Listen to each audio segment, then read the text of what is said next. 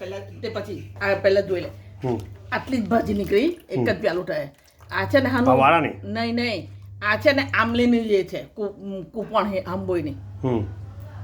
તે આ નલા 2000 રોટાની કાઢી લાવ્યા હેલા ઘેરથી હા તો હું તમને પોતે જ પૂછતો તમે ના કહો હા તાથી લાવી પણ તું ભાજી બોલે તો ભાજી રહી જાય હવે આ છે ને તે આમલીની કૂપણ છે એનું ખાટું સૂપ બનાવું આ લહણ ને કાનો ડોદરો કર્યો આમાં લાખવાળું આ 1 બાઉલ જેટલું પાણી છે એના અંદર ખાલી મરી મીઠું ને 2 બૂંદ તેલ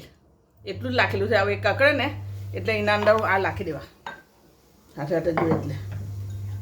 આ નાખી દેમ લહણ કાંદો ડોદરો કર્યો છે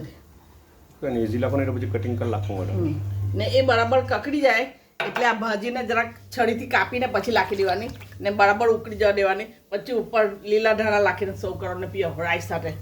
એમ જ પીઓ અમારા વાળાની આ અમારા વાળાની ભાજી છે આમલી છે આમલીના સોરી આમલીના પાંટરા છે આમલીની હંબોઈની કૂપણો છે